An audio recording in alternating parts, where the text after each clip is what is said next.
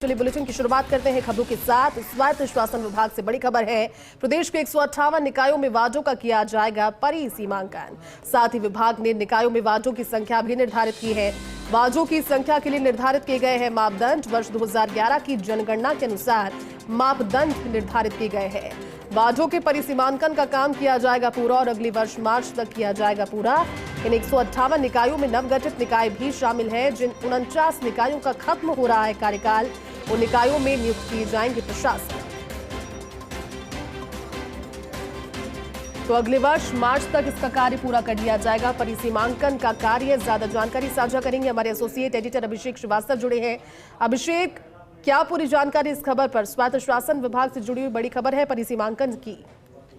देखिए अदिति, माफ कीजिए, देखिए जैसी जिस तरह से 158 निकायों की हम बात कर रहे हैं, इसमें 49 निकाय ऐसे हैं जिनका अभी 25 नवंबर को कार्यकाल पूरा हो जाएगा, तो उनको भी वो भी इसमें शामिल है। इसके अलावा 109 निकाय जैसे वो हैं जिनकी नए सिरे जो नए गठित किए गए हैं, तो उन सभी के लिए इन 158 के लिए आदेश दिए गए हैं कि इनके वार्डों का परिसीमांकन किया जाएगा। जो नए नवगठित निकाय हैं उनमें वार्ड बनेंगे और जो 49 निकाय हैं पुराने निकाय हैं उनमें वार्डों का नए सिरे से पुनर्गठन किया जाएगा। और इसके लिए मार्च 2025 तक का पूरी डेडलाइन तय की गई है और 1 दिसंबर से इसका काम शुरू कर दिया जाएगा। इसके अलावा बड़ी बात जैसी इसमें यह भी है कि जिनका कार्यकाल, जिन 49 निकायों का कार्यकाल 25 नवंबर को खत्म हो रहा है, तो उनमें अब प्रशासक लगाए जाएंगे, क्योंकि मार्च 2025 तक ये जो वार्डों के गठन का काम चलेगा। इसके अलावा सरकार ने जो कलेक्टर्स हैं उनको भी आदेश दिए हैं कि अगर वो जरूरत समझते हैं तो किसी भी निकाय के इलाके में बढ़ोतरी के प्रस्ताव भेज सकेंगे।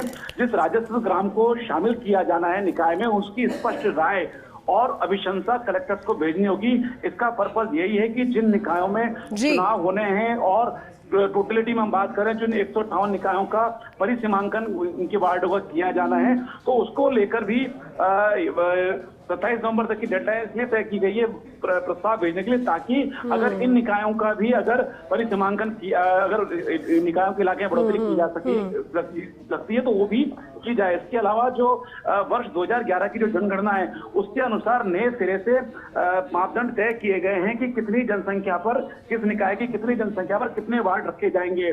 और अगर हम पहले से और अब की बात करें तो 5 लाख से ऊपर की जो जनगणना का जो मापदंड था कि 5 लाख से अधिक आबादी के निकायों में जितने वार्ड रखे जाने थे उसमें बढ़ोतरी की गई, उसमें कुछ बढ़ोतरी की गई है। बाकी अधिकतर पैरामीटर्स वही रखे गए हैं और 1 दिसंबर से काम शुरू हो जाएगा वार्डों के पुनर्गठन का, परिसीमांकन का, और ये मार्च 2025 तक चलेगा।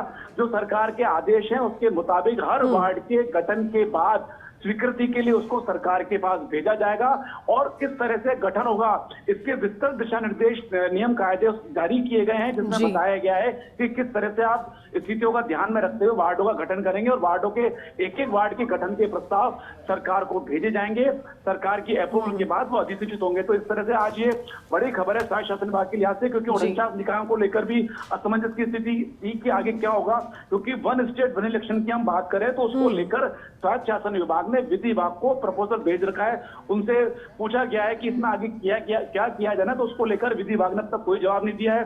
इसी बीच इनके चुनाव कार्यकाल 25 नवंबर को खत्म हो जाएगा, तो इनका इन जो निकाय है इनके वार्डों का पुनर्गठन भी होगा और ये मार्च 25 तक जो है ये कार्यक्रम घोषित है। तो उसका सीधा सा मतलब है कि मार्च 2025 तक कम से कम इनमें प्रशासक नियुक्त होंगे और जो इनमें चुनाव होने वो अब मार्च 2025 के बाद ही होंगे और जब तक चुनाव नहीं होंगे तब तक इसमें प्रशासक नियुक्त रहेंगे। ये स्थिति पूरी तरह से जैसी स्पष्ट हो चुकी है। जी ठीक है अभिषेक, शुक्रिया इस जानकारी के लिए।